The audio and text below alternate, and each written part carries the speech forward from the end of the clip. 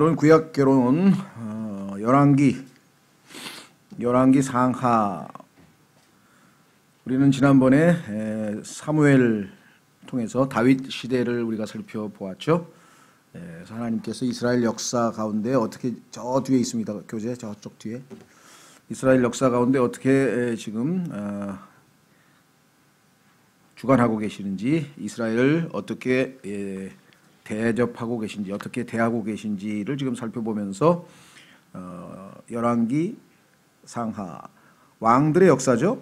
열왕기라고 하는 것 자체가 영어로는 킹스라고 하는데, 킹스, 이스라엘 왕의 솔로몬까지 3대에 걸쳐서 통일 왕국을 이루고 있다가 솔로몬 이후에 왕국이 분열이 돼서 이제 남과 북으로 갈리게 됩니다.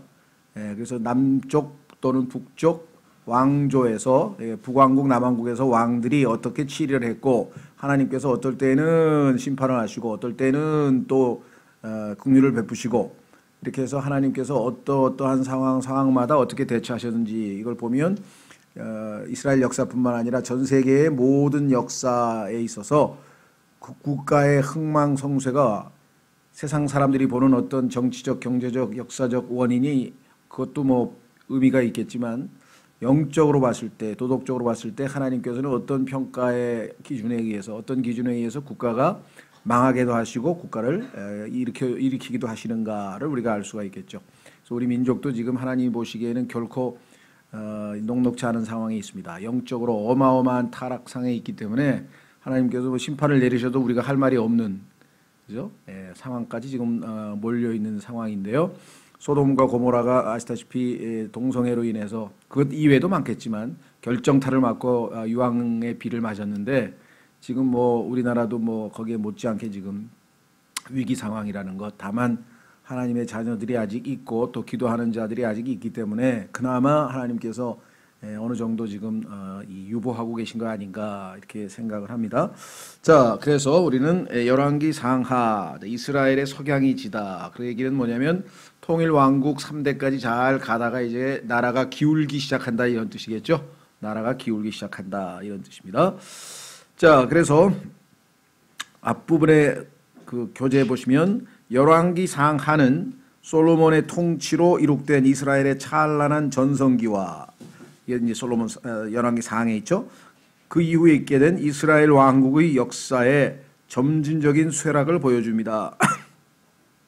이스라엘 12지파는 첫 120년간 사울, 다윗, 그리고 솔로몬 때까지 약 각 왕이 40년씩 통치했으니까 약 120년이 되겠죠. 110년 동안은 한 왕조에 의해 통일 왕국으로 존재했었습니다. 그러다가 솔로몬의 죽음과 더불어 10지파가 다윗 왕조로부터 떨어져 나가 북왕국을 세웁니다. 이 왕국은 이스라엘로 불리었고, 그러니까 이스라엘이라고 하는 나라는, 이스라엘이라고 하는 그 단어는, 용어는 성경에서 몇 가지로 사용되죠. 첫 번째는 야곱이라고 하는 사람이 하나님을 만나서 변화되어서, 그렇죠? 영적인 사람이 됐죠. 육적인 사람이 영적인 사람으로 변화되었을 때, 야곱이라고 하는 단어는 육신을 상징하는, 즉 찬탈자, 남의 것을 빼앗는 이기적인 그러한 자라는 뜻이고, 이스라엘은 하나님의 왕자, 그래서 성품이 영적으로 이 변화된 그러한 사람이다. 그래서 하나님께서 이름을 이스라엘로 바꿔줬다, 이거죠.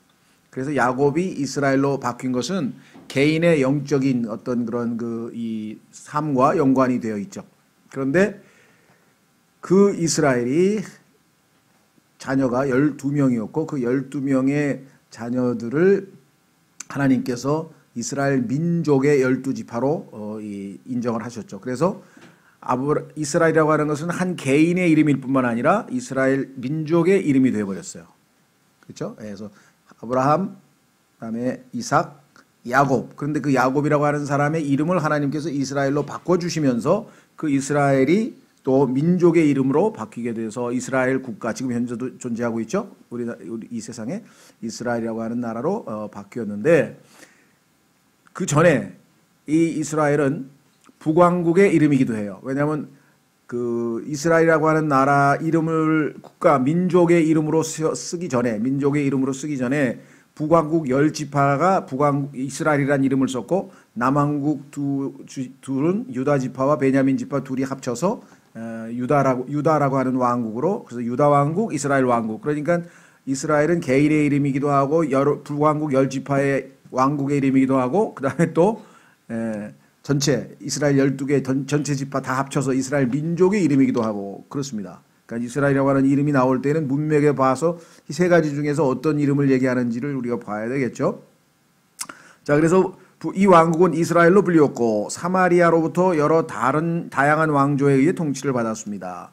왕조가 바뀌었다는 얘기는 반역이 있었다는 얘기겠죠.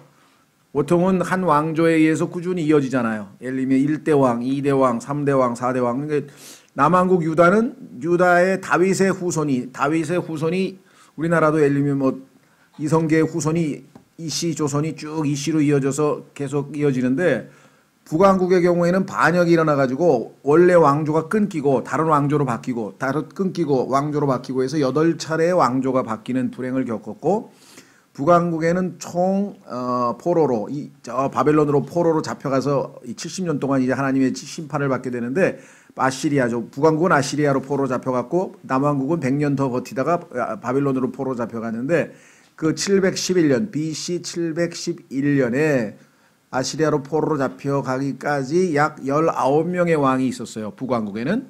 그런데 그 19명의 왕이 전부 다 하나님이 보시기에 악하더라 이게 다 하나님이 평가할 때 다 악한 왕이라고 성경에 평가가 나와 있고, 그 중에서 8번의 왕조가 바뀌었고, 남왕국의 경우에는 조금 더 상황이 나아져서 총 20명입니다. 왕조가. 그리고 기간은 100년이 더 길죠. 왜냐하면 100년은 아니고 711년이고 여기는 606년이니까 뭐 한 100년 정도 더 지속이 됐는데, 그들은 왕은 20명이고 그 중에 8명은 선한 왕으로 좋은 왕이라고 하나님께서 평가를 했습니다. 그렇다고 뭐 그 사람들에게 잘못이 없느냐? 아닙니다. 상당히 문제가 많았음에도 불구하고 어느 정도 일반적으로 봤을 때, 객관적으로 봤을 때 그래도 하나님 말씀에 어느 정도 이 반응을 보인 사람들이다, 이런 뜻으로 해서 이제 좋은 왕 이렇게 돼 있죠. 자, 그래서 내려갑니다. 이제 교재를 가지고 이 왕조의 왕들은 모두 악한 왕으로 더 악한 왕들도 포함해서 분류됩니다. 북왕국이 얘기합니다. 북왕국. 다만 베냐민 지파만 유다 지파와 함께 유다 왕국을 유지하게 됩니다. 이로써 이 두 지파는 남왕국 유다를 이루었고 예루살렘에서, 수도가 예루살렘입니다. 북왕국은 아까 얘기했던 사마리아라 그랬죠. 사마리아 북쪽. 북왕국은 사마리아고 남왕국은 예루살렘이 수도인데, 예루살렘에서 다윗의 후손들의 통치를 받게 됩니다. 유다의 몇몇 왕들은 20명 중에서 8명인데요. 선한 왕들이었으나 대다수는 악한 왕이었습니다. 그렇습니다. 자, 우선 아까도 말씀드렸습니다만 열왕기라고 하는 책은 솔로몬의 영광스러운 통치, 3대 왕이죠. 1대 왕은 사울이었습니다. 그런데 원래 하나님께서는 이스라엘에게 왕국을 세우려고 하시는 의도는 아니었어요. 처음부터는. 왜냐하면 예수님께서 직접 오셔서 왕으로 다스릴 때까지는 신정 통치이기는 한데, 왕정 통치보다는 하나님께서 직접 보이지 않지만 왕으로서 다스리는 그러한 통치 구조를 가지고 있었는데, 중간에 이스라엘이 믿음이 부족해서 왕을 달라고 요구를 했습니다. 전쟁 나갈 때 보니까 다른 나라들은 왕이 맨 앞에 서서 진두지휘를 하면서 쫙 하고 이렇게 오는데, 이스라엘의 경우에는 눈에 보이는 왕이 없기 때문에 언약궤를 내세우고 나아가는 방식으로 했는데, 믿음이 충만했을 때는, 예를 들면 이 여리고에서 승리했던 그러한 때라든가, 또 이 광야에서 이 애굽이 황제가 쫓아왔을 때도 하나님께서 불기둥 구름 기둥으로 인도해서 차단막이를 해서 다 이겼다든가, 이스라엘 역사로 봤을 때는 하나님께서 통치하고 인도하시고 이끄셨다는 그 분명한 놀라운 체험적인 역사가 있지만, 그것은 이스라엘 민족이 이제 믿음이 좋을 때는 그러한 영적인 안목으로 그걸 받아들이지만, 믿음이 떨어질 때는 눈에 보이는 왕이 없기 때문에 이제 불안해하고 있죠. 그렇죠? 그러다 보니까 이제 하나님께서 그들이 믿음이 약한 것을 아시고 왕을 달라고 요구하거든 허락은 해주라고 이렇게 미리 예언을 해 놓으셨어요. 한번 확인해 보겠습니다. 예언을 하나님께서 신명기에서 너희가 이제 이스라엘 백성들이 가나안을 통과해서 이제 적들을 다 정복하고 가나안에 있는 족속들을 다 정복하고 거기에서 유업으로 땅을 분배를 받죠. 유업으로 땅을 분배를 받으면 그 언젠가 믿음이 떨어지고 두려워서 우리도 왕을 세우자라고 백성들이 요구할 것이다 라고 하나님은 미리 알고 계셨어요.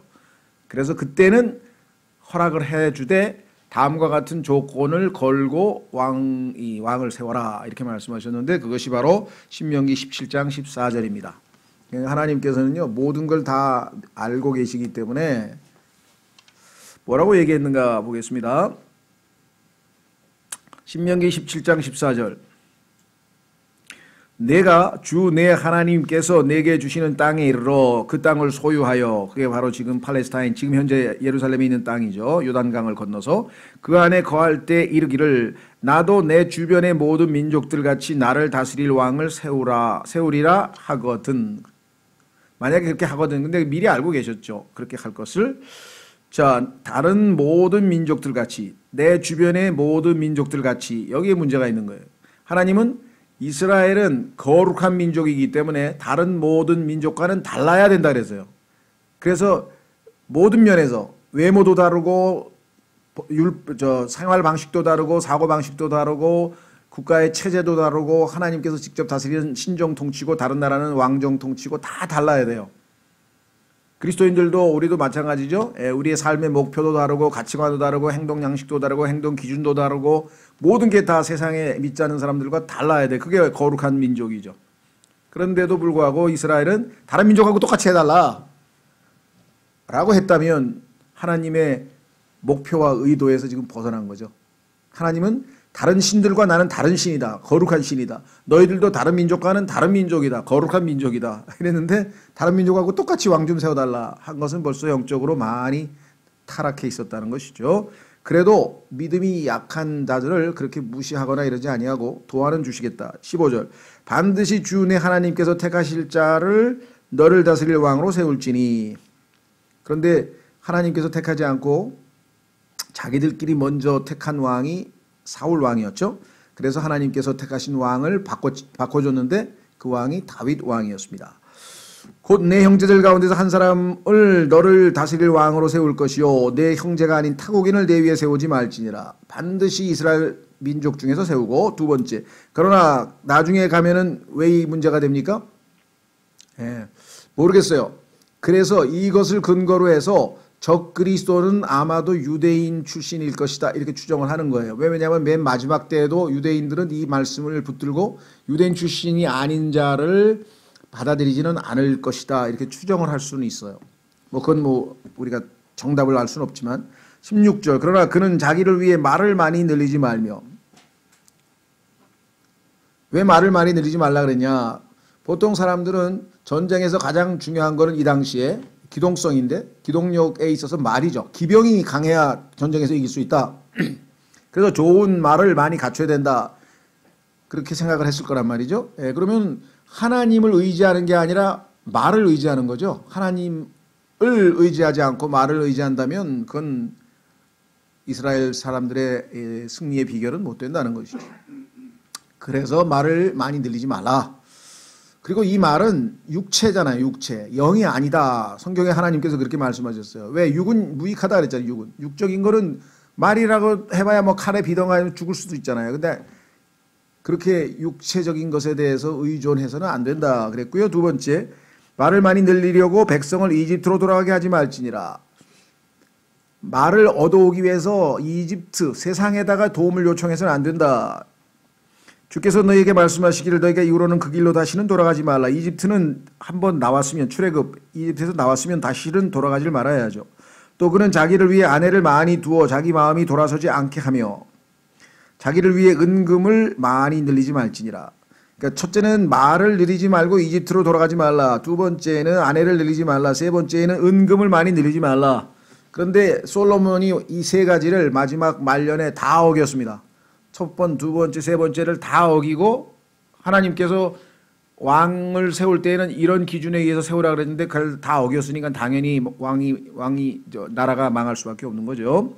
그런 자기 왕국의 왕좌에 앉거든 그는 자기를 위해 레위 사람 제사장들 앞에 있는 그것에서 이 율법의 책으로 한 권 필사하여 평생토록 자기 곁에 두고 그 안의 것을 읽어서 주 자기 하나님 두려워하기를 배우며 이 율법의 모든 말과 이 법규를 지키고 행할 것이니라. 왕은 항상 성경을 옆에다 끼고 성경 말씀대로 다스리려라. 그리하면 그의 마음이 자기 형제들 위로 올라가지 아니하고 교만해지지 않는 거죠. 그가 명령에서 떠나 오른쪽으로나 왼쪽으로나 치우치지 아니하리니 이로써 이스라엘 한가운데서와 그와 그의 자손들이 자기 왕국에서 자기 날들을 길게 하리라.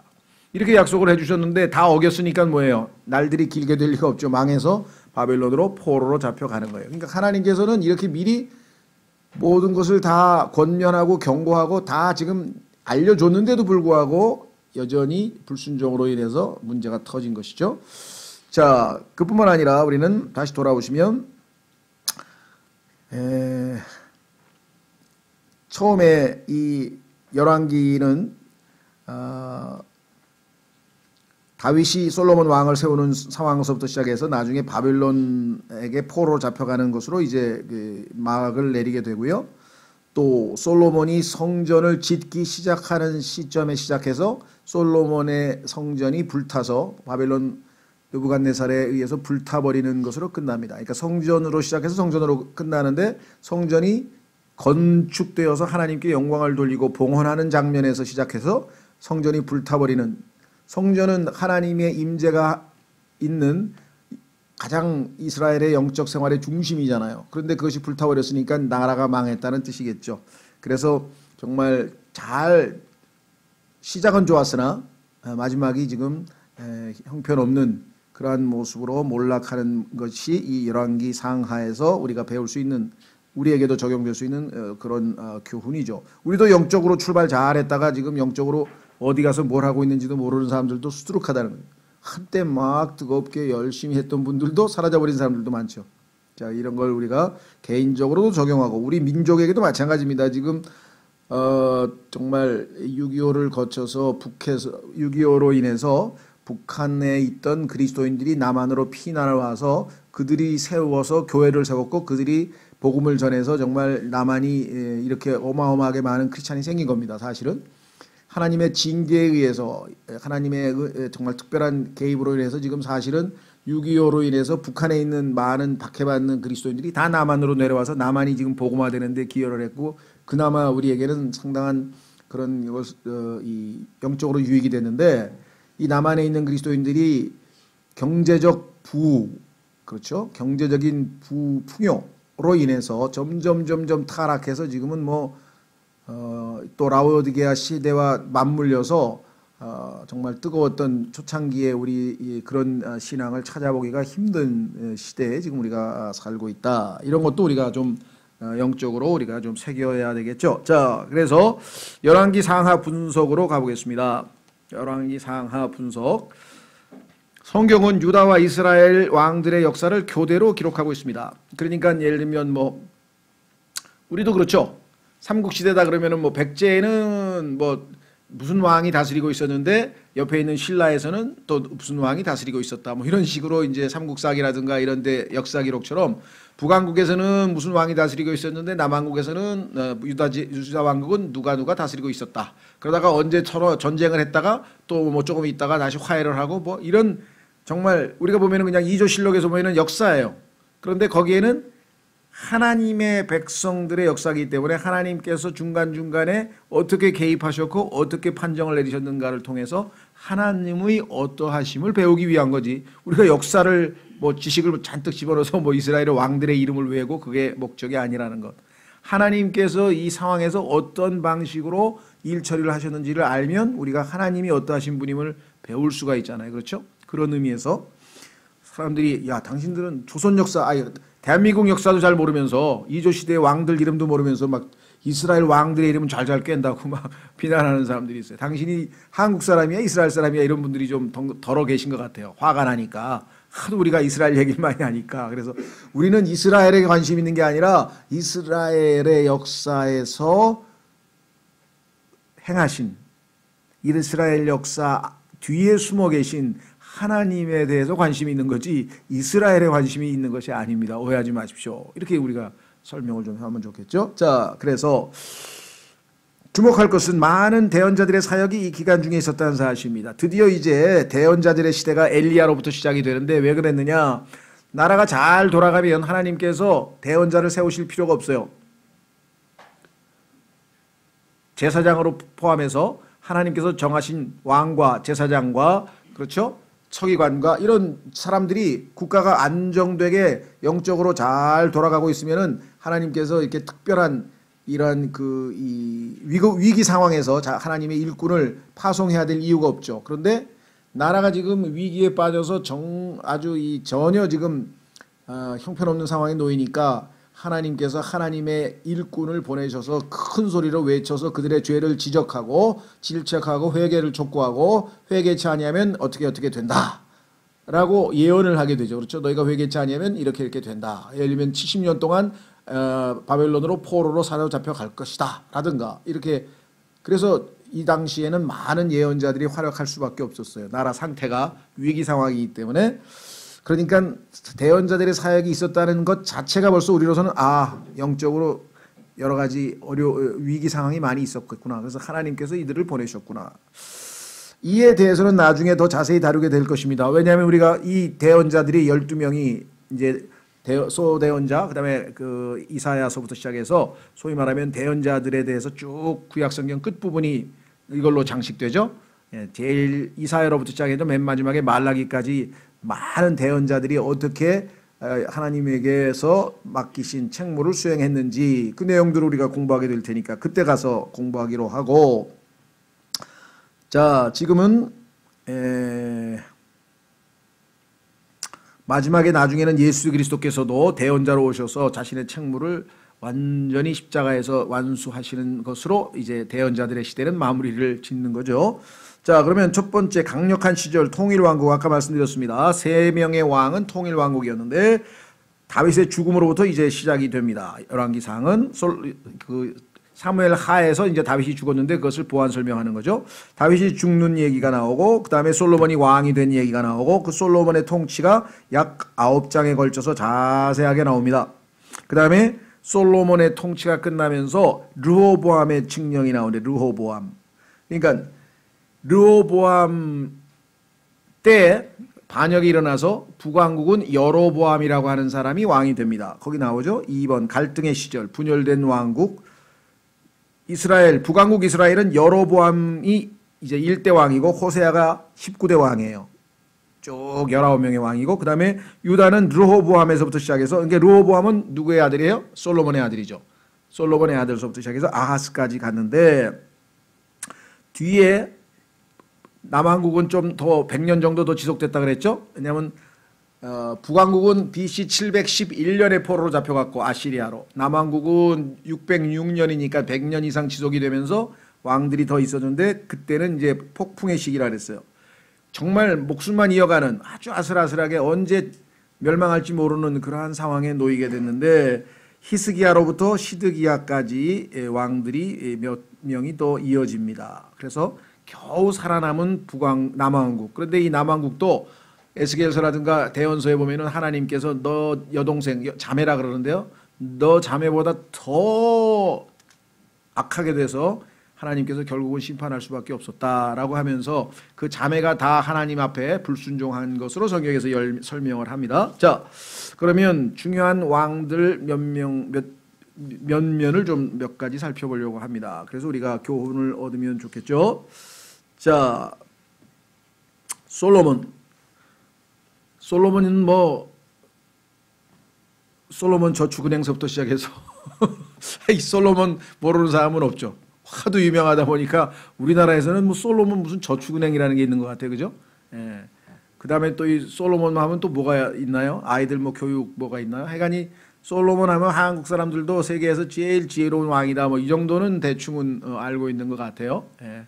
그래서 솔로몬 하면 벌써 사람들에게는 아주 제일 많이 알려진 사람 중에 한 사람인데 이 사람은 정말 여기 나와 있는 대로 엄청난 사람이에요. 엄청난 사람. 인간치고는. 예. 자, 솔로몬은 엄청난 영광을 누리다가 엄청난 몰락을 해버렸습니다.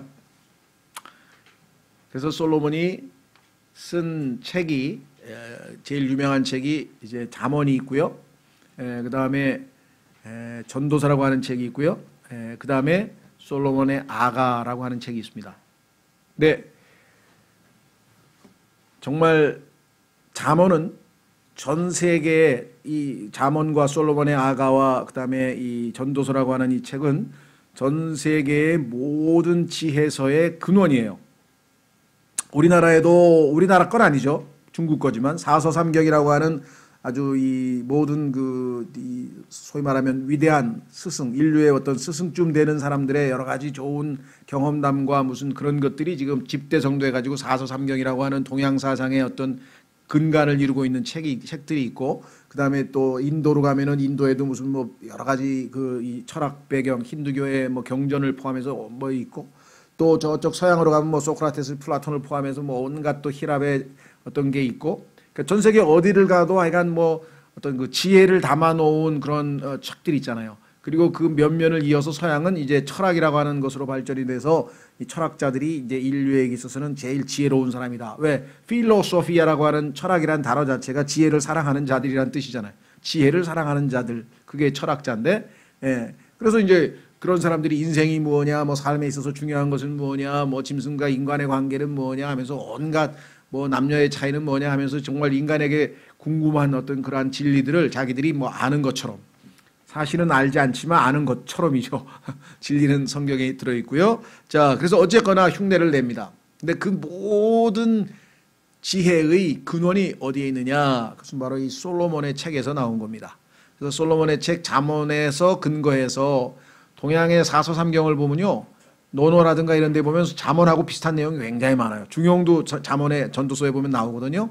예, 너무 지나치게 의인이 되지 말아라든가 이런 것, 중용사상도 뭐 하여간 소위 말하면 육아에서 얘기하는 인이라고 하는 사상도, 도가에서 얘기하는 도가 뭐예요? 성경의 길이잖아요. 그 길.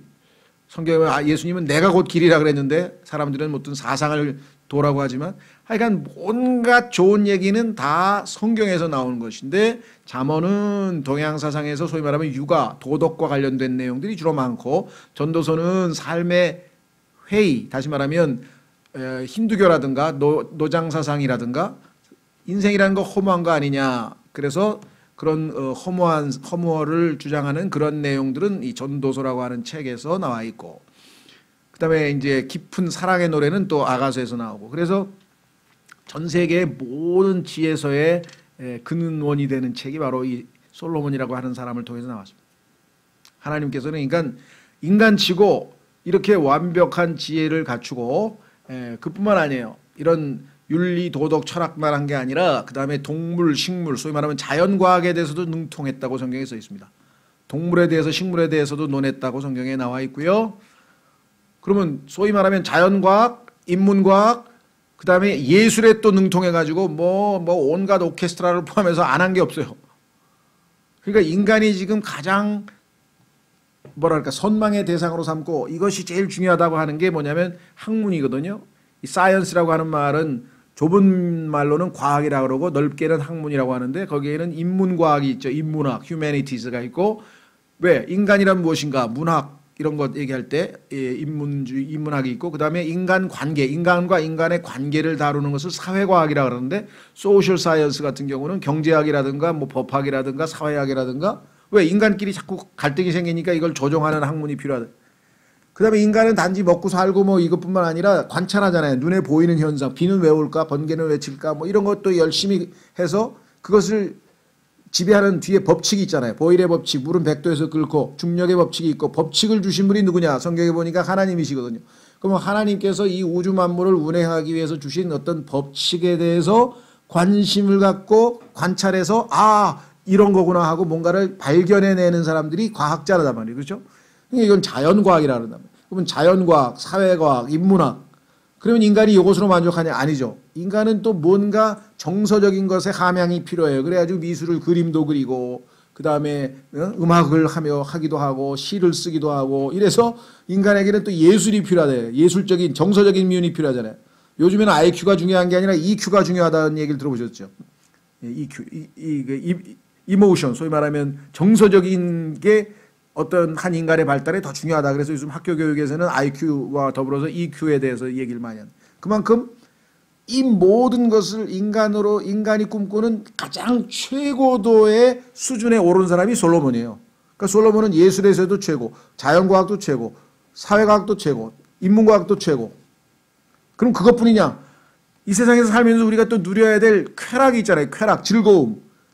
그래서 이 솔로몬은 돈, 하도 은이 많아서 은은 아예 목록에다 넣지도 않았어요. 그냥 금, 하도 금이 많고 금으로 방패를 2만 개씩 만들고 그러니까 이 세상에서 우리가 상상하는 것 이상으로 모든 걸 다 갖춘 거예요. 이렇게 최고 수준의 사람인데 그 다음에 돈도 셀 수도 없이 많았어요.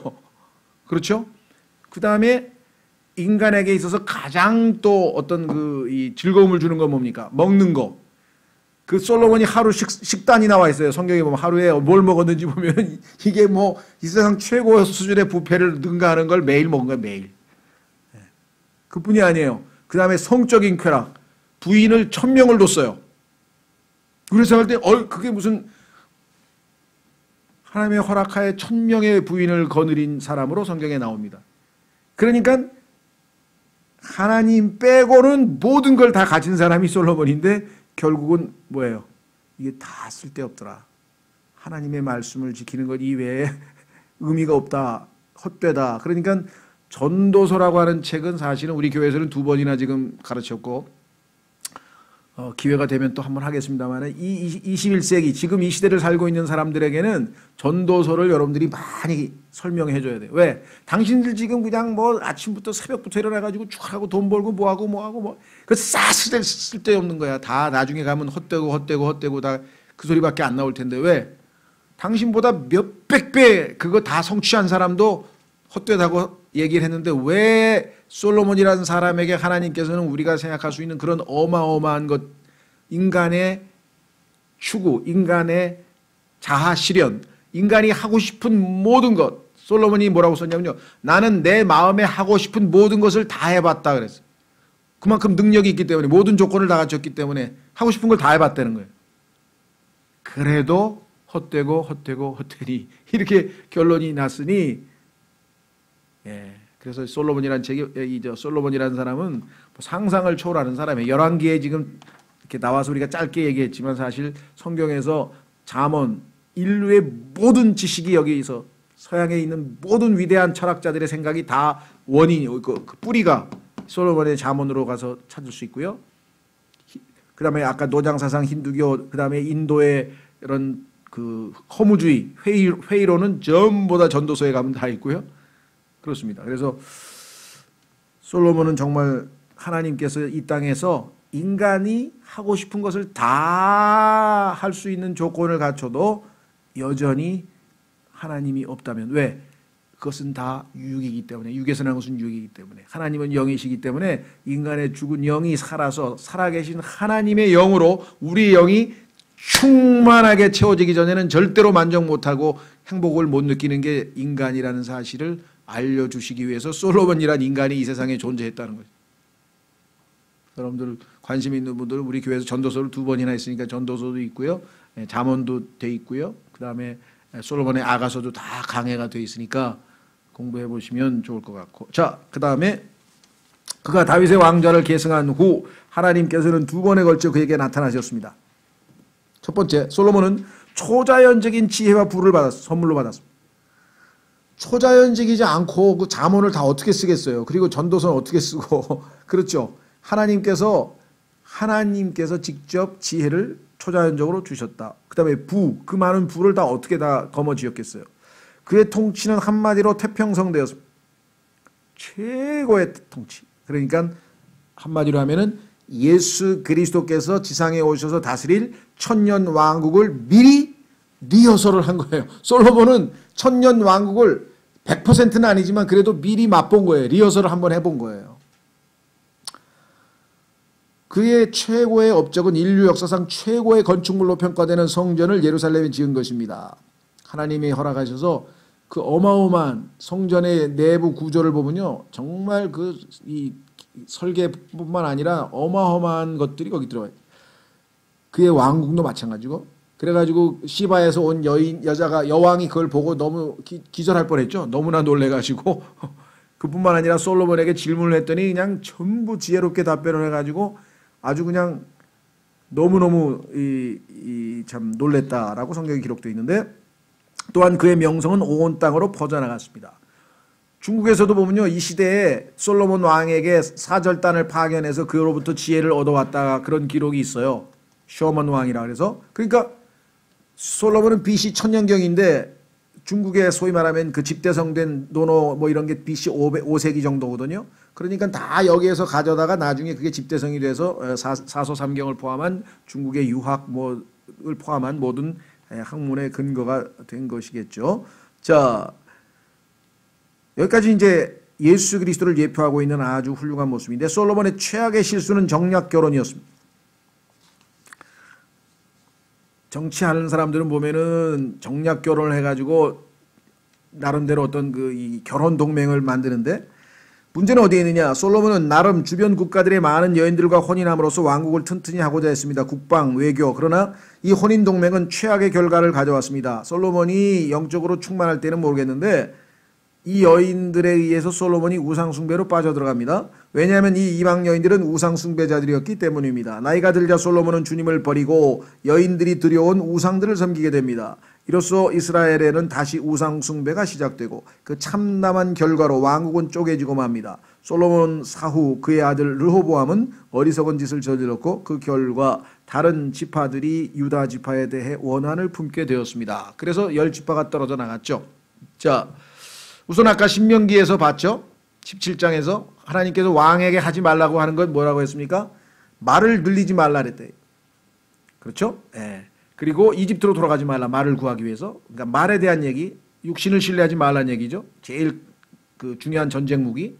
두 번째는 뭐라고 했습니까? 아내들을 많이 두지 말라 그랬는데 100명도 아니고 이게 1000명을 뒀으니 예? 우리나라에도 보니까, 우리나라는 아니고 미국에도 보니까 무슨 이 유명한 농구 선수가 그 1000명의 여자를 어쩌고저쩌고 하고 막 그런 거 나오고 보니까 솔로몬이 되고 싶었던 모양이에요. 매직 잔슨이라는 친구가 있는데 참에서 야, 솔로몬이 되고도, 솔로몬을 읽으면 다른 걸 배워야지, 그래 그거를 흉내내려고 했으니 참 그런 친구가 있었던 것 같고, 세 번째는 성경에서 뭐라고 했습니까? 은, 금을 많이 늘리지 말라 그랬는데, 자, 오늘 확인해 보겠습니다. 다 어겼어요. 다 어겼는데 우리 한 가지만 보겠습니다.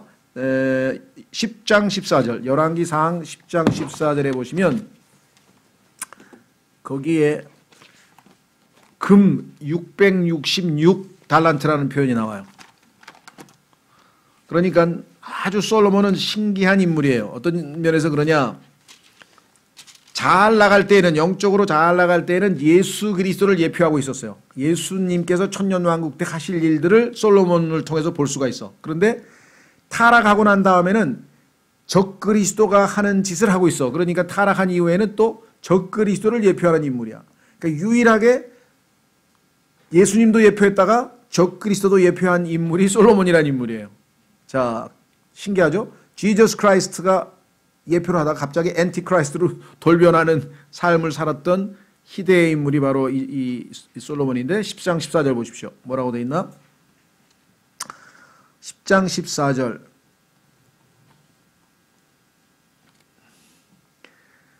이제 한 해에 솔로몬에게 들어온 금의 무게는 666달란트였는데 이것은 그가 상인들과 향료 상품을 무역하는 자들과 아라비아의 모든 왕들과 그 나라의 총독들에게 받은 것 외의 것이더라. 엄청나게 선물인지 뇌물인지 모르지만 하여간 받았고요. 솔로몬 왕이 두들긴 금으로 큰 왕패 200개를, 2만 개가 아니고 200개였군요. 방패를 금으로 만들 정도에 금이 얼마나 많았겠어요. 우리는 이제 금반지도 하나 사기 힘들어. 방패를, 전쟁이 나는데 방패를 금으로 만들었으니 금이 남아 돌아가지 않았겠습니까? 방패 하나에 금 600세겔이 들었으며 또 그가 두들긴 금으로 작은 방패 300개를 만들었는데 방패 하나에 금 3만 회가 들었더라. 왕이 그것을 레바논 숲의 나무로 만든 집에 두었더라. 방패를 금으로 만들어가지고 보관을 했.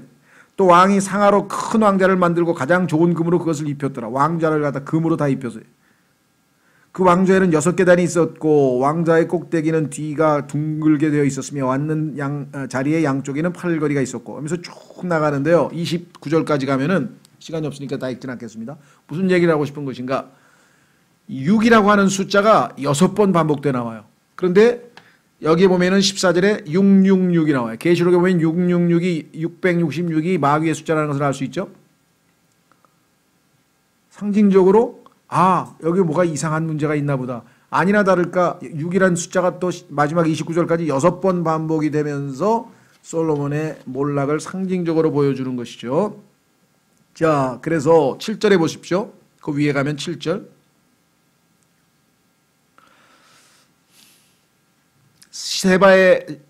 세바의 여왕이 아라비에서 와서 솔로몬하고 대화를 하는데 이렇게 얘기합니다. 7절. 그러나 내가 와서 내 눈으로 그것을 볼 때까지 그 말들을 믿지 아니하였도다. 보라, 그들이 절반도 내게 말하지 아니하였으니 당신의 지혜와 번영은 내가 들은 명성보다 뛰어나도다. 솔로몬 왕을 한번 접견하고 나더니 내가 들은 소문보다 훨씬 더 놀랍습니다. 정말 하나님께서 당신을 정말 찬송할 수밖에 없습니다. 왜? 9절. 주 당신의 하나님을 찬송할지로다. 이렇게 위대한 왕을 만드셨으니까 얼마나 하면서 이렇게 돼. 자, 여기 보니까 지혜와 번영이라 해서 지혜와 번영. 순서 잘 기억하세요. 자, 밑으로 내려갑니다. 23절. 지혜와 번영. 예수 그리스도를 예표하는데요. 반대로 순서가 뒤바뀌면 이게 이제 적그리스도로 돌변하는 거예요. 23절. 이같이 솔로몬 왕이 부와 지혜에서 땅의 모든 왕을 능가하였더라. 지혜와 부가 되어야 되는데 순서가 부와 지혜가 되면 이게 이제 문제가 생기는 거예요. 그렇죠? 자, 그러니까 벌써 솔로몬의 마음 상태가 하나님 앞에서 충만하고 올바른 상태에서는 항상 지혜가 우선이에요. 그러면 하나님은 선물로 그냥 더 줬어. 하나님께 기도했을 때 지혜를 달라고 했더니 하나님께서 권력도 주고 부도 줬는데 부를 먼저 추구하면 그렇죠. 그 마음 상태가 이미 세속화되고 기울었다는 것을 보여주는 거잖아요. 그렇죠. 자, 그래서 솔로몬에 대해서 우리 마무리를 지었고요. 자, 그러면 이제 뒤에 북왕국으로 가겠습니다.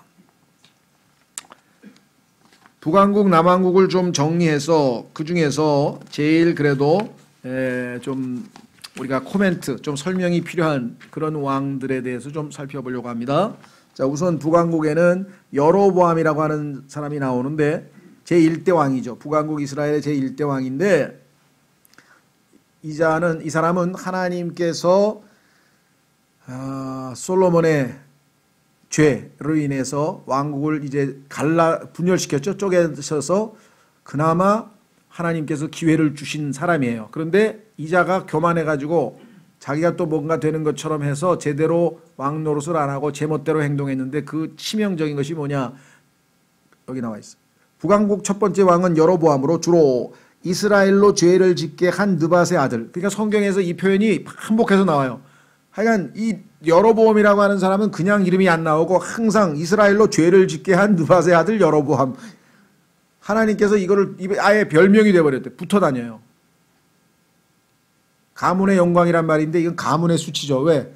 이 사람만 나오면은 항상 이스라엘로 죄를 짓게 한 느밧의 아들이라고 이름이 붙어 다니니 하늘나라에 가서도 여러분들 만나면 물어보세요. 당신이 이스라엘로 죄를 짓게 한 느밧의 아들 여로보암이니까 얼마나 창피하겠어. 하늘나라에 있는지 없는지 저는 잘 모르겠습니다만은 그래도 하나님께서 이제 뽑은 왕인데 한때 이스라엘의 솔로몬의 수하에 있었던 그는 왕에게 반기를 들었던입니다. 주십시오. 들었던 자로서 천상 역도의 무리의 대장이라고 할 만합니다. 그가 이스라엘의 왕으로서 10지파를 장악한 후 행한 첫 번째 작업은 예루살렘과 모든 종교적 관계를 단절하는 것이었습니다. 무슨 소리냐? 자, 하나님께서 이스라엘의 모든 사람들은 12지파 다 모든 사람들은 어디에 살든지 반드시 1년에 3번은 예루살렘에 와서 예루살렘은 하나님께서 자신의 이름을 두신 곳이라 그랬어요. 오늘날은 아니죠. 오늘날은 뭐 예배당 장소는 아니고 우리가 바로 이 교회니까. 그러나 구약 때에는 하나님께서 자신의 이름을 두실 장소가 딱 정해져 있었어요. 그 예루살렘에 와서 하나님께 경배하고 명절을 지키도록 돼 있어요. 3번의 명절 반드시 지키라고 레위기에도 말씀하셨고 출애굽기에도 말씀하셨고 신명기에도 말씀하셨고. 근데 북왕국이 쪼개져서 남왕국과 지금 싸우고 있는 그런 상황에서 예루살렘은 지금 남왕국에 있단 말이에요. 수도에. 그러면 1년에 3번을 만약에 북왕국에 있는 시민들이 다 여자하고 애들 빼고 남자인데요. 남자가 의무적으로 다 남왕국에 가서 예배를 드리면 그 사람들이 어떻게 되겠어요? 괜히 우리 쪼개졌어. 남왕국에 남아있을 걸. 다윗의 왕이 이렇게 아름다운 성전이 있고 하나님께 경배도 이래가지고 마음이 남왕국에로 빼앗기면 가만히 있어봐. 이거 나만 쫄딱 망하는 거 아니야? 라는 두려움이 생긴 거예요. 근데 이건 인간적인 생각이죠. 왜? 하나님께서 솔로몬의 죄로 인해서 북왕국 남왕국을 쪼개셨다면 북왕국을 유지시키실 분은 하나님이신데 그 하나님에 대한 경배를 막어 그래가지고 어떻게 했느냐 여기 나와 있습니다. 이는 이스라엘 백성이 매년 이스라엘로 명절을 지키러 가는 것이 그의 권위를 앗아갈까봐. 여기 이스라엘이 아닙니다. 예루살렘입니다. 고치십시오. 그런 이스라엘 백성이 매년 예루살렘으로 고치세요. 예루살렘으로 명절을 지키러 가는 것이 그의 권위를 앗아갈까봐 마음을 빼앗길까봐 자기 백성이 두려워서 거짓 종교 체계를 도입합니다. 뭐라 그러냐면 야 교통수단도 안 좋고 그런데 뭐 고속도로가 있는 것도 아닌데 거기까지 걸어가지고 고생하면서 예루살렘까지 뭐하러 가냐. 여기서도 괜찮아. 내가 만들어줄게. 다 제단 만들어주고 여기 제사장 만들어줄 테니까 그냥 여기서 예배를 드려. 여기서 제사를 지내. 이렇게 한 거예요. 근데 하나님은 반드시 자신의 이름을 두신 곳은 예루살렘이기 때문에 거기에 와서 예배를 드리라고 했는데 우리는 오늘날 뭡니까? 영과 진리로 경배하라 그랬는데 영과 진리로 경배 안 하는 것과 마찬가지가 되겠죠. 자, 그래서 뭐라고 했나 보십시오. 그는 베델과 단에다 금송아지를 세워. 금송아지? 출애굽기 32장에서 아론이 세운 금송아지를 세워 백성들을 우상 숭배로 이끌었습니다. 자, 베델은 성경에 보니까 하나님의 집이라는 이름을 가진 야곱이 하나님을 만났던 장소잖아요. 그 다음에 단은 여러분 잘 아시는 것처럼 단지파에서 나온 이름이죠. 단지파는 사사기에서 보니까 우상 숭배를 이스라엘 전체에서 제일 먼저 받아들인 지파란 말이죠. 그러니까 이 베델과 단에다가 떡하니 제단을 만들어 놓고 레위 지파도 아닌 하나님께서는 레위 지파의 아론의 가문에서만 반드시 제사장을 세워야 되는데 아주 전혀 그런 지파도 아닌 사람을 데려다가 제사장을 삼아가지고 지가 만든 종교를 하나 창시한 거예요. 그러니까 오늘날로 치면 뭐 여호와의 증인서부터 무슨 뭐 몰몬서부터 그런 이상한 기독교 유사 기독교를 하나 만든 거예요. 마음을 안 뺏기려고 안 보내려고. 자, 그래서 여기 나와 있는 것처럼 그는 거짓 제사장 제도와 새로운 종교력도 만들었습니다. 그가 계속 우상 숭배에 머물 경우 심판을 받게 될 것임을 경고받고도 여로보암은 자기 길을 고집했습니다. 성경에 보니까요. 구원 못 받는 이유가 뭔지 아세요? 고집 때문에. 예수님을 안 믿는 고집 때문에 사람들이 구원 못 받는 거예요. 자기 고집 때문에. 믿으면 되는데 안 믿잖아요. 그죠? 예. 자, 확인해 보겠습니다. 로마서 2장. 옛날만 그런 게 아니에요. 하나님께서 말씀하실 때 끝까지 말 안 들으면 자녀들이 왜 매를 맞습니까? 끝까지 말을 안 들으니까 고집을 피우니까 매를 맞지. 엄마 잘못했어요. 용서해 주세요. 그럼 뭐 매도 안 맞고 금방 끝날 건데 악착같이 그냥 잘못됐다는 소리 안 하죠. 로마서 2장. 로마서 2장.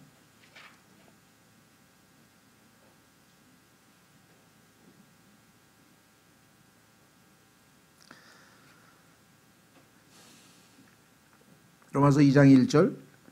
로마서 2장 1절서부터는 심판에 대한 이야기가 나오는데요. 그러므로 판단하는 사람아 내가 누구이든 변명할 수 없나니 이는 판단하는 내가 같은 일들을 행함으로 다른 사람을 판단하는 것에서 내 자신을 정죄하기 때문이라. 그러나 그런 일들을 행하는 자들에게 하나님의 심판이 진리대로 되는 것을 우리가 확신하노라. 그런 일들을 행하는 자들을 판단하고도 같은 일들을 행하는 사람아 내가 하나님의 심판을 피할 줄로 생각하느냐. 혹은 하나님의 선하심이 너를 인도하여 회개함을 알지 못한 채 내가 그분의 선하심과 관대하심과 오래 참으심의 풍성함을 멸시하느냐. 5절이 고집이죠. 5절 다만 내 강팍함과 이 강팍함이란 말이 마음이 굳어서 딱딱하다는 얘기인데요. 고집과 관련돼 있죠.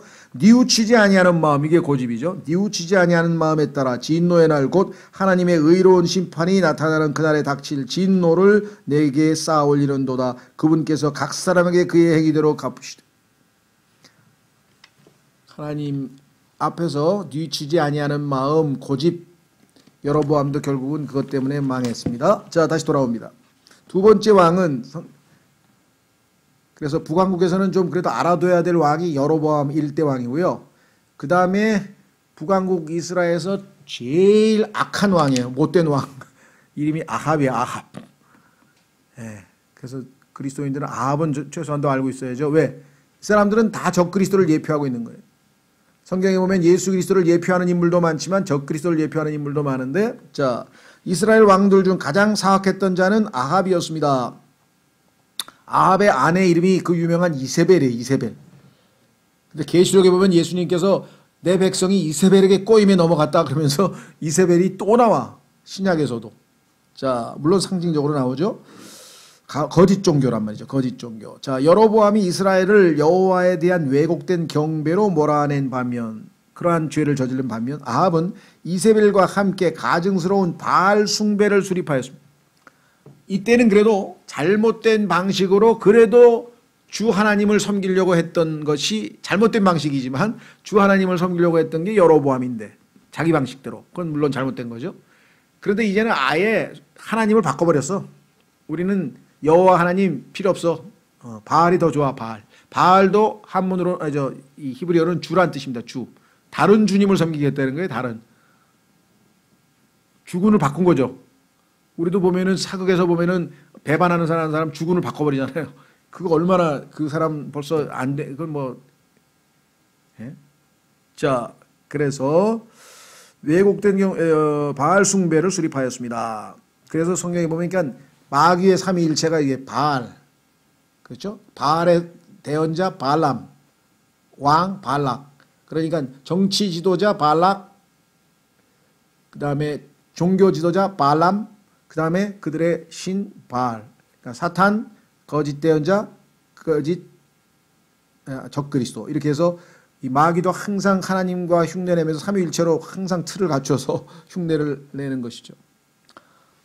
자, 그래서 당시에 하나님께서는 엘리야 대언자를 보내어 경고와 비판을 하셨습니다. 강력하게 하나님께서 엘리야를 보내가지고 이세벨은 하나님의 참된 백성을 박해했고 대언자를 겁박했습니다. 결국 아합과 이세벨 모두 처참한 최후를 맞게 됩니다. 이스라엘의 이세벨의 겁박에 엘리야가 어떻게 됐습니까? 놀래가지고 도망을 쳐가지고 하나님 이제 나를 데려가 주십시오. 막 그렇게 기도했던 장면이 나오죠. 현대인들의 그 우울증, 이 우울증 환자였어요. 그 순간에 우울증에 걸려서 이 엘리야가 그래가지고 밥도 안 먹고 그냥 굴 속에 들어가가지고 그냥 계속 누워서 잠만 자는 거야. 그리고 하나님 나 죽여주십시오. 오늘날 그런 극단적인 행동하는 거하고 별다를 게 없죠.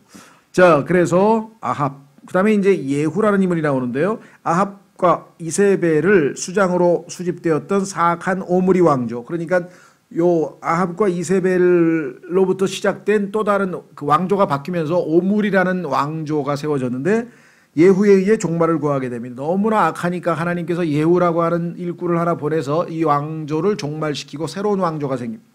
하나님을 향한 열심을 가장해서 겉으로는 그럴싸하게 예후는 아합의 집안을 무자비하게 멸절시켰고, 왜? 하나님의 심판의 대상이니까 무자비하게 멸절을 시켰다. 핑계를 댔죠. 명분이 있죠. 이스라엘에서 일시적으로 바알 숭배를 종식시킵니다. 그럼에도 그는 불경건한 자였고 느밧의 아들 여로보암의 죄들로부터 떠나지 않았습니다. 네 번째 북왕국에서 그나마 또 유명한 왕은 여로보암 2세입니다. 1세가 아까 첫 번째 왕은 1세라 그러죠. 이번에는 2세. 이스라엘 역사상 위에 언급한 자들 외에 중요하게 취급할 만한 왕은 여로보암 2세뿐입니다. 참 못된 왕인데 이 사람도 못된 왕이지만 형편없는 왕이지만 그나마 치적이 좀 있다. 이스라엘은 수년간 북쪽 이웃 끝과 시리아와 앙숙 관계였습니다. 지금도 시리아하고 이스라엘은 적대 국가 관계를 맺고 있죠. 문제는 어디 있느냐? 골란고원이라고 하는 데가 있어요. 골란고원 여러분 아시죠? 그 골란고원이 있고 그 골란고원이 끝나는 남쪽 끝에서부터 유명한 이 갈릴리 호수가 있고 그 갈릴리 호수가 끝나는 남쪽에서부터 요단강이 흐르고 있고 그 요단강이 끝나는 시점이 사해예요. 그러니까 골란고원서부터 시작해가지고 이스라엘의 젖줄이 쫙 강으로 해가지고 흘러내려오기 때문에 골란고원을 만약에 시리아에서 막아버리면 이스라엘은 다 물이 없는 거예요. 물이. 그래서 이스라엘은 그냥 목숨 걸고 골란고원을 내줄 수가 없는 거죠. 자, 그래서 하여간 이 상당히 적대 국가였는데 여로보암 2세는 이 당시 시리아의 압제를 제거하고 이스라엘을 이전의 영광스러운 시절로 회복시켰습니다. 업적이 있다 그랬죠. 그럼에도 불구하고 그의 치적은 광범위하게 번진 불의와 부도덕으로 퇴색되고 맙니다. 이 왕의 죽음과 더불어 이스라엘의 구굴은 급격히 기울기 시작합니다. 역사의 무대에는 새로운 강자 아시리아가 등장했고 저쪽에 바벨론 제국을 대체하는 아시리아 제국이 등장해서 그 당시에 최고 강국으로 등장하게 됩니다. 그러니까 바벨론, 아시리아, 그 다음에 이제 여러분 잘 아시는 알렉산더의 그리스, 그 다음에 로마 이렇게 해가지고 이 꿈을 꾼 사람이 나중에 이제 물론 아시리아 다음에 페르시아죠. 페르시아, 그 다음에 알렉산더의 그리스, 그 다음에 로마 이렇게 해서 이 다니엘서에 보면 그 서양의 소위 말하면 그 미래의 이방 국가들의 미래의 모습이 예언적으로 나와 있는데 자 그래서 이 아시리아 제국이 등장을 했는데 이 아시리아의 서진 정책은 아시리아가 서쪽으로 자꾸만 영토를 넓혀오면서 이스라엘과 충돌을 빚게 됩니다. 결국 북왕국 10지파는 포로로 사로잡혀 가게 됩니다. 이는 대언자들의 경고를 무시했기 때문입니다. 이로써 오랫동안 중지되어 있던 하나님의 심판이 드디어 임한 셈입니다. 자 여기에서 그 예수님 당시에 예수님 시절에 그 소위 말하면 사마리아 여인과 관련된 이야기가 여기서부터 시작이 되는데요. 그러니까 사마리아 여인이 예수님께서 물을 좀 달라 그랬더니 당신은 유대인인데 우리 사마리아 사람하고는 상종을 안 하면서 왜 나한테 물을 달라 그러냐 이상한 분이네. 왜냐하면 유대인들은 사마리아 사람하고 말도 안 거는 사이인데 그럼 왜 같은 유대 땅에 팔레스타인 땅에 소위 말하면 유다가 있고 유다라고 하는 땅의 북쪽이 사마리아고 사마리아에 있는 땅의 북쪽이 갈릴리란 말이죠. 그러면 유다, 사마리아와 갈릴리 하면은 이 팔레스타인 지금 이스라엘 땅의 3등분으로 우리 남부지방, 중부지방, 북부지방 그런 식으로 되어 있는 그 지방인데 그 중간에 있는 사마리아라고 하는 땅에 사는 사람들은 왜 유대인들하고는 상관이 없는가? 그것은 바로 이때 아시리아에 의해서 포로로 잡혀갔을 때 그 빈 땅으로 둘 수가 없으니까 다른 여러 민족들 즉 아시리아의 주변 여러 민족들을 데려다가 여기다가 살게 하고 그 대신 이스라엘 땅에 사는 사람들 중에서 가난한 사람들은 포로로 안 데려가고 남겨뒀어요. 그래서 이스라엘 사람들과 주변 아시리아에서 이민 온 사람들이 혼혈이 일어났어요. 그런데 율법에 따르면 혼혈된 사람들은 이스라엘 민족에게 이스라엘 이 하나님의 백성으로 이스라엘 민족의 백성으로서의 지위를 박탈당하는 거예요. 그러니까 혼혈족이기 때문에 이스라엘에서는 제외가 된 것이죠. 그래서 아예 그 상종을 안 하는 상황이 됐고 그 얘기가 예수님의 시절에도 사복음서에도 얘기가 나오죠. 자, 그 다음에 이제 우리는 남왕국으로 내려옵니다. 남왕국 유다 왕국이라고 그러죠. 첫 번째는 솔로몬의 아들 르호보암과 아사인데요. 르호보암이라는 자는 어리석어 가지고 왕이 됐습니다. 솔로몬이 죽었어요. 그러니까 왕이 됐어요. 그래서 자 아버지 시절에 참모들 다 불렀어. 그러니까 나이가 지긋하고 머리가 희끗희끗하죠. 예. 그럼 그 사람들은 경험이 많고 지혜가 많을 거예요.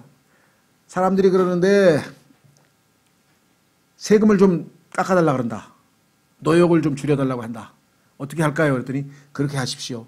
당신의 아버지 시절에 솔로몬 시절에 뭐 왕궁 건축, 성전 건축, 뭐 공사가 오죽 많았습니까? 그러니까 정말 너무나 힘들고 피곤할 텐데 백성들을 위해서 그렇게 해 주십시오 하고 지혜롭게 권면을 했는데 알겠다고 해놓고 그 다음에 자기 친구들 부른 거예요. 젊은 참모들 불러다가 어떻게 할까 했더니 야 내려 눌러 찍어 눌러 찍어 누르라고 그냥 더 니네 아버지 때보다 더 강하게 나가서 이놈들이 아주 그냥 꼼짝 못하게 해야 된다는 식으로 했더니 솔로몬 시절에야 솔로몬의 인격과 솔로몬의 권위와 이런 걸 통해서 다 엎드렸던 사람들이지만 그 아들이 보니까 형편없는 놈인데, 그래서 우리하고 유다 지파 니네하고 뭔 상관이냐? 우리는 다윗의 자손하고 아무 상관없다. 그리고서 열 지파가 떨어져 나가버린 거예요. 그러니까 어리석은 거죠. 나이 성경에 보면은 잠언에도 보면은 의로움 가운데에서 흰 머리는 존경하라 그랬는데, 그렇죠? 물론 머리가 희끗희끗하고 나이는 많은데 그냥 평생 외고집으로 살고 자기만 알고 이기적인 아주 못된 노인도 많아요. 그런 사람들 말고 성경에는 의로움 가운데 흰머리가 됐다는 얘기는 의로운 삶을 살면서 연륜이 쌓이면 그 하나님께서 지혜를 많이 주셨다는 뜻이니까. 그렇죠? 예. 자, 그래서 솔로몬의 아들 르호보암은 악하고 나쁜 왕이었습니다. 그의 아들 아비야도 마찬가지였습니다. 다만 그의 손자 아사는 좋은 왕으로 유다를 하나님께로 되돌려 놓으려고 애를 썼습니다. 다행이죠, 손자는. 그나마 유다의 왕들이 그 어머니 이름과 함께 언급되고 있는 사실이 매우 흥미롭습니다.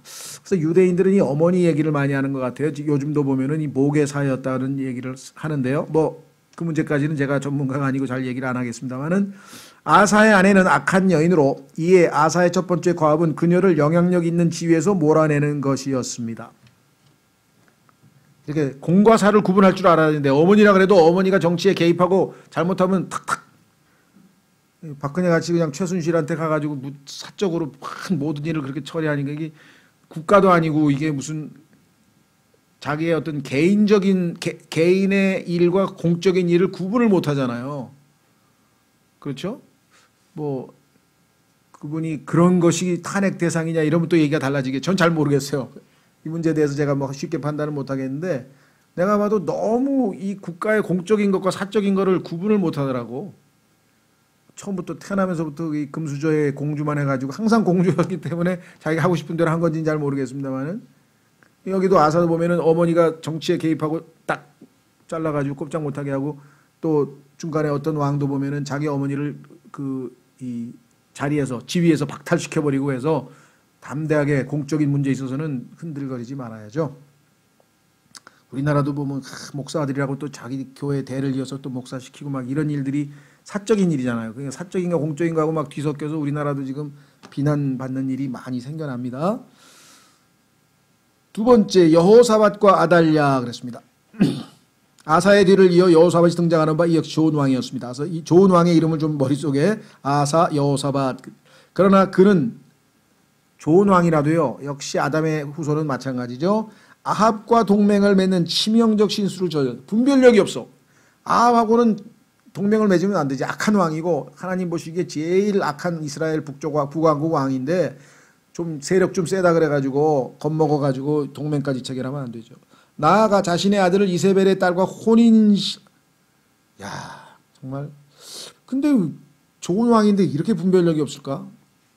맘씨만 착하면 안 되죠. 분별력이 있어야 돼. 딱 분별력. 자, 얼마 지나지 않아 유다의 이방 종교가 침투하게 되는 재앙을 닥치게 되는, 당연하죠. 이세벨의 딸이 들어왔으니 뭐 어떻게 되겠어요? 이세벨의 딸 아달랴는 유다 역사상 최악의 여인이었어요. 아니나 다를까 그 어머니의 그 딸이네요. 그녀는 다윗 왕조를 거의 무너뜨릴 뻔했습니다. 이 역사 읽어보면 재밌어요. 한번 쭉 읽어보세요. 역사서는 좀 속도가 나죠. 스토리니까 쭉쭉쭉쭉 읽어갈 수 있잖아요. 그래서 한번 읽어주시고요. 자, 여호와스. 아달랴의 잔혹한 정책에도 불구하고 다윗 왕가는 하나님에 의해 보존됩니다.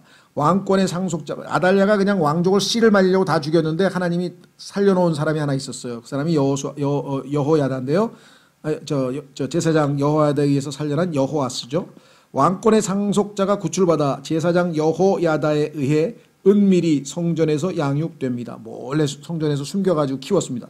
때가 되자 다윗 왕가를 침탈했던 아달랴는 몰락하고 소년 여호와스가 왕위에 오르게 되는 바 당시 나이가 7살이었습니다. 그래서 제사장 밑에서 영적으로 잘 성장했어요. 근데 또 문제가 생겼어. 어디서 생겼는가? 여호와스는 여호야다 제사장의 인도하에 자기 스승이 살아있을 때까지는 하나님 말씀대로 잘 나갔어. 문제는 어디에 있었냐? 제사장, 즉 스승이 죽으니까 그때부터 또 빗나갔어. 네? 잘 통치했으나 이는 이 선한 사람이 죽은 후 악한 길로 돌이켰고 결국은 암살을 당하고 맙니다. 자, 네 번째 아마샤와 우시야. 여호와스를 뒤이어 왕위에 오른 아마샤는 선한 왕이었고 그의 아들 우시야. 우시야도 성경에 보면 아주 개혁적인 왕인데요. 때론 아사랴로 불림. 역시 그러했습니다.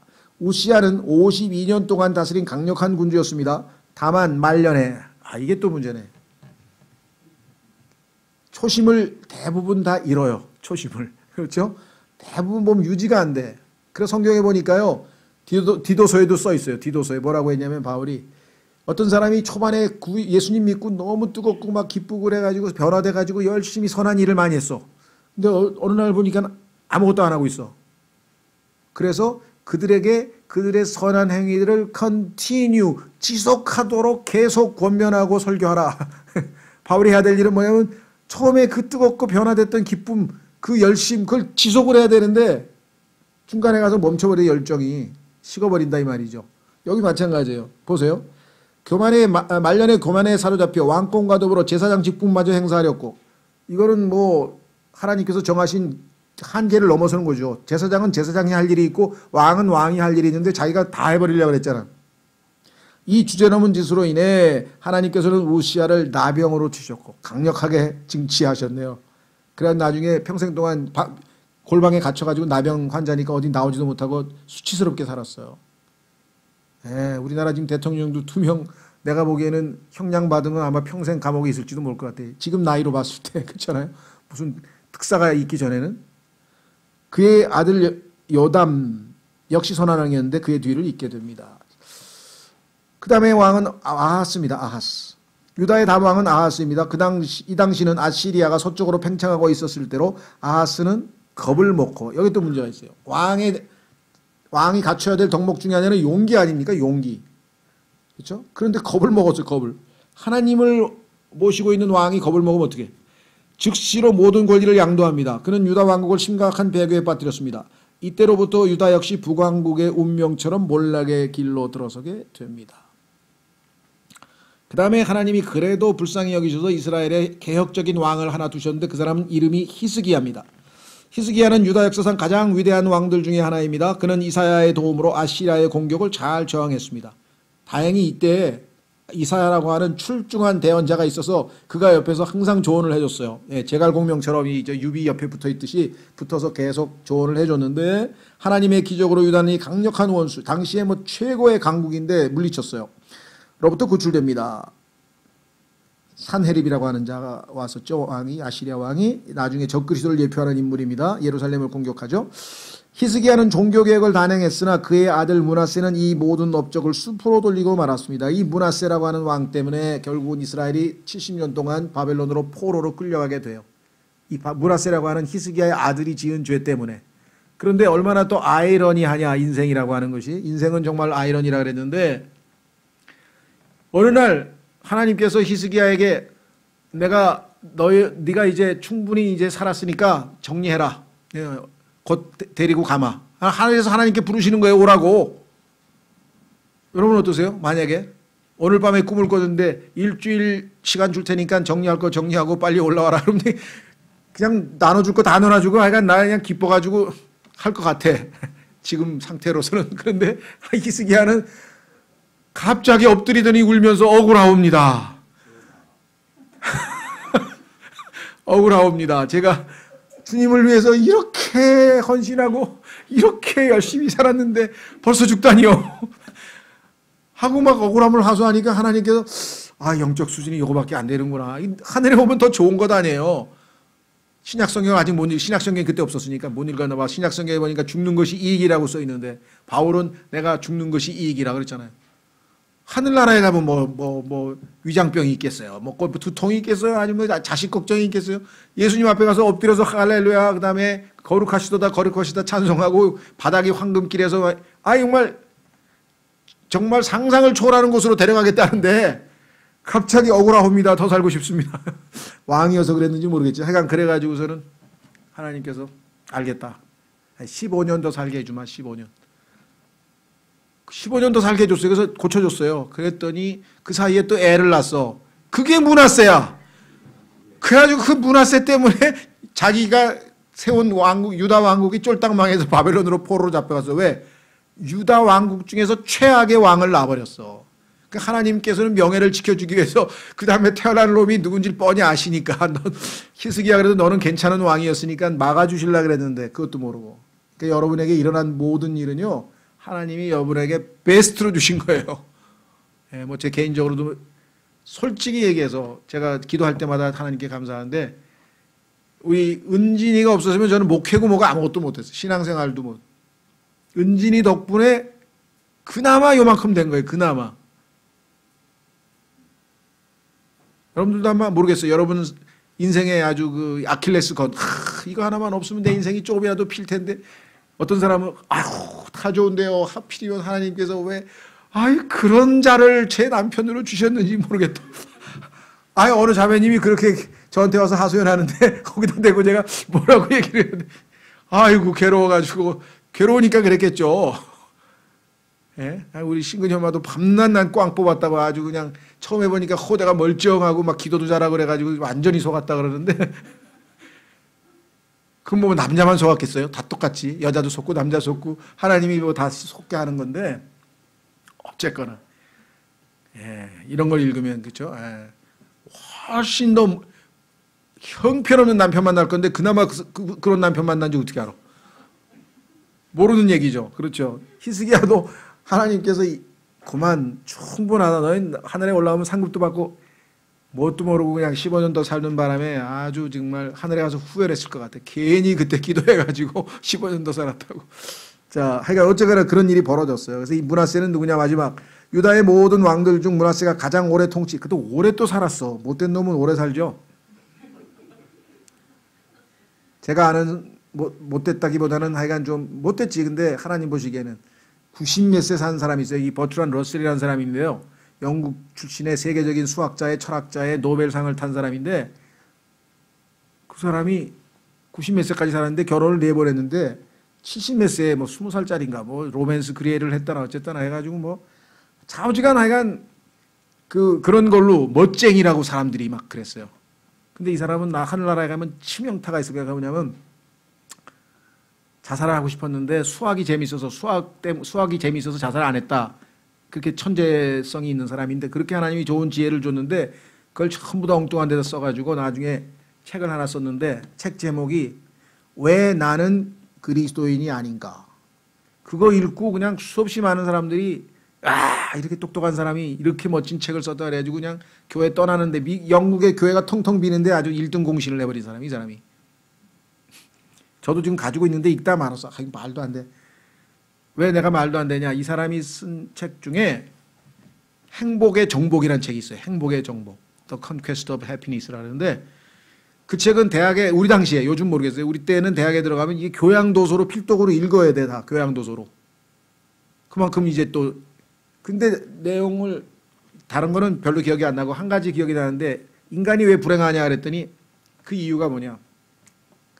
하나님이 없는데 자기가 보니까 하나님이 있다고 생각해서 무슨 좀 자유롭게 막 살면 되는데 뭐 연애도 많이 하고 결혼도 많이 하고 뭐 하고 싶은 대로 하면 누가 뭐라 그러냐 이거지. 그런데 하나님이 있다고 생각하니까 자꾸 이거 하면 안 될 것 같은데 하고 스트레스 받다가 그냥 불행해진다는 인간이. 그러니까 하나님이 없으니까 마음껏 살아. 그러면 행복해져. 그게 행복론의 무슨 난 이거 이따위 책을 왜 읽으라 그러지? 그때는 나 그리스도인도 아닌데도 웃어가지고 이걸 뭐 이렇게 써가지고 그래서 야 똑똑한 사람하고 나하고 머리가 너무 다르구나 생각을 했는데 지금 생각하니까 하나님이 없다면 나도 그렇게 살겠어 이 사람처럼. 그죠? 하나님이 없는 나중에 하나님 앞에 가서 심판받을 일이 없는데 내가 뭐하러 신경 쓰겠어요? 하고 싶은 대로 살지. 뭐 안희정이처럼 살든 누구처럼 살든 하고 싶은 대로 막 살 것 같아. 근데 하나님이 계신 걸 알잖아 우리는. 그렇죠. 하나님이 두려우니까 함부로 행동을 못하는 거죠. 왜? 한 번 죽는 것은 사람에게 정해진 것이고 그 후에는 끝이 아니고 뭐예요? 심판이 있다 그랬잖아요. 물론 우리는 또 예수님을 믿었으니까 이제 정말 이 상급받는 그러한 그리스도의 심판석에 서겠지만 어쨌거나 여기를 보면 자 므낫세 가장 오래 통치를 했습니다. 그 사람도 오래 살았어요. 러셀이라는 사람도 90몇 세를 살았어요. 그는 우상 숭배에 철저히 묻는 자로 유다 백성을 온갖 수치스럽고 가증스러운 짓들로 이끌었습니다. 그는 결국 아시리아의 포로로 끌려갔습니다. 이에 그는 죄를 회개하였고 하나님의 용서를 받아 왕좌에 복귀합니다. 또 이런 사람이요, 한 대 하나님이 때리면 금방 죽는다고 하면 아유 하나님 잘못했습니다 또 빌어요. 그래서 하나님 또 용서해 주셨어. 그의 아들 아몬 역시 아버지처럼 악한 자였습니다. 다만 손자인 요시아가 유다의 마지막 부흥을 가져옵니다. 그러나 때는 너무 늦었습니다. 왕의 개혁 의지와 노력은 백성과 관리들에게 큰 반응을 불러오지 못했습니다. 요시아의 뒤를 이어 4명의 왕이 등장합니다. 이들 모두는 악한 자들로 점차 바벨론의 위세하에 놓이게 됩니다. 그래서 열왕기 상하는 이제 마무리가 됩니다. 그래서 맨 마지막 최후의 몰락. 유다의 최후는 당시의 국제정세와 연관되어 있습니다. 바벨론 포로로 끌려가죠. 바벨론이라고 하는 강대국이 들어섰으니까 예레미야의 통곡에 찬 경고는 무시되었습니다. 상황이 절망적이 되자 유다의 왕들은 이웃과의 동맹으로 돌파구를 찾고자 했으나 아시리아는 더 이상 존재하지 않았고, 왜? 바빌론이 들어섰으니까. 이집트는 부러진 갈대에 불과해서 이집트에 도움을 요청해봐야 아무짝에도 소용도 없어요. 이제 바벨론 제국이 최강으로 부상하여 BC 605년 1차로 유다를 침략하였고 597년 두 번째 침략이 있게 됩니다. 두 번째 침략 때 성전까지 다 파괴시켜버렸어요. 바벨론의 왕 느부갓네살은 시드기야를 허수아비 왕으로 세워놓고 퇴각합니다. 이때 시드기야는 예레미야의 경고를 무시하고 모사꾼의 전략을 받아 바벨론에 반기를 듭니다. 소위 말하는 독립운동을 한다고 했는데요. 하나님께서는 70년 동안은 하나님의 징계가 풀리지 않기 때문에 함부로 독립운동하면 안 된다 그랬거든요. 분명히 70년 동안 하나님의 징계를 받고 난 다음에 하나님이 회복시킨다 그랬는데 하나님 뜻을 어기고 예레미야가 한 그 예언을 어기고 지멋대로 행동을 또 했어요. 결국 느부갓네살이 다시 돌아와 586년 성전을 불태워버립니다. 빌미만 줬죠. 이때 수많은 유다 백성이 바벨론으로 끌려가게 되어 유다 왕국은 종말을 구하게 됩니다. 이때 끌려간 사람 중에 제일 유명한 사람이 그 유명한 다니엘이라겠죠. 다니엘. 그죠? 그 다음에 또 누가 있어요? 느헤미야도 있고 에스라도 있고 에스더도 있고 다 잡혀간 사람들이에요. 70년 동안. 우리는 일제 36년 식민지, 이 사람은 70년이니까 더 길죠. 그래서 하나님께서 70년 동안은 바벨론에 가서 정상적으로 잘 살아라 이거야. 왜? 그리고 나서 너희를 회복시키겠다. 이유는 또 있어요. 나중에 보면 아시지만 이스라엘 백성이 아시다시피 7년째 되면 땅을 놀리라고 희년을 명하셨는데, 이 안식년을 명하셨는데 유대인들이 왕이라는 제도를 만드니까 왕실에 재정 충당하느라고 돈이 모자라서 하나님의 율법을 어기고 7년째 농사를 계속 지었어요. 490년 동안. 그러면 땅은 원래 7년에 한 번씩 놀아야 되니까 70년을 놀아야 되잖아요. 그래서 하나님께서 70년 보낸 거예요. 유다 땅 쉬라고. 그동안 유대인들이 학대해가지고 참 7년째 놀지 못하고 다 울고 먹어가지고 땅이 지력을 회복을 못한 거예요. 그래서 70년이에요. 그리고 예수님께서 베드로도 그랬잖아요. 뭐라 했어요? 7번 용서하면 되겠습니까? 아니고 7번씩 70번. 왜? 나도 490년 참아서 너희의 소행을 490년 동안 니들이 내 말을 무시하는 거를 내가 참았다면 너도 490번은 용서해줘야지. 예수님께서 베드로에게 하신 말씀이 얼마나 문자적으로 정확해요. 그렇죠? 성경은 아주 무서운 책이야. 그런 걸 보면 치밀한 책이고. 자, 그래서 이때 수많은 유다 백성이 바벨론으로 끌려가게 되고 유다 왕국은 종말을 구하게 됩니다. 이때부터 이방인들의 때가 시작이 됩니다. 세상의 왕국들. 이제 왜? 하나님의 왕국이 멸망했으니까 이제 이방인들의 때가 시작이 되고 이때로부터 바벨론 제국으로부터 해서 하나님께서 이방인들의 때가 어떻게 역사적으로 이어질 것을 다니엘 시대에 그 왕의 당시 느부갓네살이라고 하는 왕의 꿈을 통해서 형상을 보면서 바벨론서부터 시작해서 이방인들의 왕국이 어떻게 이어져서 예수님 당시의 로마 시대까지 이어질 것인지를 한 형상을 통해서 예언을 해 주셨잖아요. 그렇죠? 자, 그래서 오늘은 역사 공부가 쉽지가 않기 때문에 그때로부터 마지막 오늘날까지 예루살렘은 거의 대부분 이방인의 통제하에 있었고 예수 그리스도께서 오셔서 다스리기까지 그리 될 것입니다. 지금도 물론 지금은 임시로 이제 이스라엘이 지금 좀 찾고 있지만 아직도 거기에 네 민족들이 한꺼번에 같이 몰려 살고 있는 상황이죠. 예. 다음 시간에는 역대기 상하인데요. 역대기 상하는 똑같은 왕실 이조실록인데 또 왜 또 하나님이 비슷한 얘기를 또 써놓으셨을까? 왕들도 겹치고.